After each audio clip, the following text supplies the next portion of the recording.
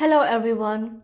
As you can tell from the title of this video is about what you can do in a depressive episode to survive basically. Lots of these tips are for prevention. So there are things you can do before a depressive episode happens so that you are prepared when it happens. If you are now currently in a depressive episode, this still can be useful for you. And especially if you maybe have a little bit of energy left, you can still take some of these measures. But there are mainly things that I have learned from my depressive episodes. Things that have helped me, and also cutting out all the bullshit that doesn't help. Because there are a lot of things you can theoretically know and be like, oh, when a depressive episode hits, I will do this. But you don't. Because you have no fucking energy, you don't want absolutely anything anymore. So these are actually things that work for me when it happens. And that are zero bullshit and things that are just meant to get you through the heavy phase. So the very first thing that is very simple, but you really have to internalize, and that helps me most, is to know for a fact that it will get better. Yes, when you sleep into a depressive episode, you think, oh my God, I will never get out of this again. This is it. I can't do this anymore. This is the last time I can deal with this. How am I supposed to endure this? It's impossible. But matter of fact is, you've probably been through it before and had the exact same thoughts. You felt equally exhausted, equally hopeless, but the nature of this disorder and this illness is that it comes in waves. And it is simply physically impossible to stay this exhausted forever. I always have these very low days at the beginning of a depressive episode when nothing goes anymore.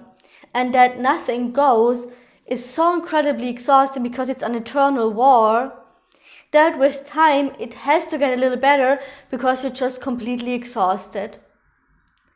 So, the most important thing you can do is to give yourself time. Say, if you're suicidal especially, I can still take action in a week if it's still like this. I will just get to the end of this day and then I will see how it is tomorrow. Go day by day. Go thinking, today it is like this. I do not know how it's going to be tomorrow. So, every day get to the end of the day. And then the next day you do the same. And with time, it will get less heavy. It will still suck, it will still be horrible, but it will not stay the same. And that has been the most helpful to me because when nothing else, all of my toolbox for coping mechanisms do not work because I absolutely do not give a shit anymore at that point. What helps is to just let the day be. To just say, I will survive this day, that's it. And then, once it lifts a tiny bit, maybe one of the tools in the toolbox will work. So, secondly, survival, physical survival. You will not have the energy to cook, to really prepare food. You will not have the energy, probably, depending on how your depressive episodes go, to go grocery shopping. Of course, fortunately, many of us now have the opportunity and the option to buy things online. So that's an option, of course. Order food. But also, to not depend on that and maybe not have to spend too much money on that and waste resources, what I do is that I have supply constantly at home of non-perishable foods that are for emergencies like a depressive episode or getting sick, like having the flu or a cold or whatever, and not being able to go out and being exhausted. So I always have a section in my cupboards that I do not touch under any circumstances if it is not a necessity, where I have foods that work in those times. Think of yourself as sick. So what type of foods work when you're sick? Have cans, things you can warm up. Things in the freezer, which is always a good option. Have things in the freezer that you can warm up. Have snacks. So chips, other type of snacks, crackers, cookies, any type of things like that. And also nuts and high calorie foods are recommendable because the few times you will have the energy to eat something, make sure that it has some energy. Also protein powder is a good thing. I always have that. And also a supplement, a multivitamin and some minerals. And I take one any day anyway, but this is also a great way if you have a supplement there that you can be sure that at least you're getting the bare necessities in, and then you can use the more unhealthy foods maybe that you can have in your cupboard to get enough energy in. And that is a combination that works fairly well for me. And you will pretty much always have the energy to at least take a supplement and then maybe, some protein powder or whatever. And of course you will not die if you do not eat for 1 or 2 days if it's really impossible. But of course it's better if you can get something into your system and it will help. So that's what I do. Now the next one I know is a more difficult one. Make somebody aware of the situation. So if at all possible, tell somebody that you're in a bad place.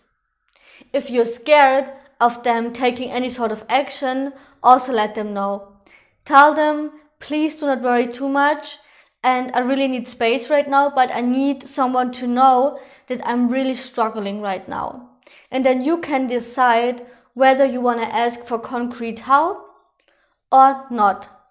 So you could of course ask that person to maybe come over, help you with chores or whatever it might be, or give you a hug, nothing else. Or you have no energy for any type of social interaction, and then you're like, I'm really struggling, I need somebody to know, so that the feeling that I'm not alone, the knowledge that I'm not alone is somewhere in the back of my head, which also helps. I also know that not everybody is in the privileged position of having somebody to tell. So, of course, also consider the option of calling a hotline, which I also know is pretty much impossible at that stage, but anything that might be possible. Also, maybe prepare a playlist with songs that usually help you. So songs that you know that give you a good feeling, that give you hope, that give you a more positive outlook on life. Do not choose songs that are too happy. The songs you listen to when you're feeling better might feel cynical when you're depressed. And also, don't choose songs that are too sad, even if they fit your feeling, but you're trying to have something that's somewhere in the middle, that's hopeful, but not ridiculous at that moment. I will also put a playlist of mine with songs that help me in the description below to give you some inspiration. And then just put that on. Maybe you don't want to hear any of it. Maybe you just don't want anything, but try it. Try to just keep it in the background. It can even be very low volume, but maybe it will reach you at some point inside. And if it's just a little, then that's already something. So you can try that, which is also very low effort. Also, make a list with statements that might help you get through it. Again, maybe you won't believe any of them when you're acutely in the situation. But you know that they are true because you wrote them. And you knew when you were not fully captivated by your depression, that these were true. And that knowledge can already help. So, those can be sentences like, I am not my depression. The things my depression tells me are not always true, and I do not have to believe them, and I probably shouldn't believe them. I am worthy and capable of love. I'm a good and kind person, and I have been trying my best. I am a human being, and therefore I have the right to exist, and I possess intrinsic value that my depression cannot take away from me. And if the good things never last, then the bad things will also never last. So, I really hope this was helpful to somebody. Also, of course, please leave your tips in the comment section if you want to. Please take good care of yourself. Please be kind to yourself and hydrate. Take your meds. Until the next time, goodbye.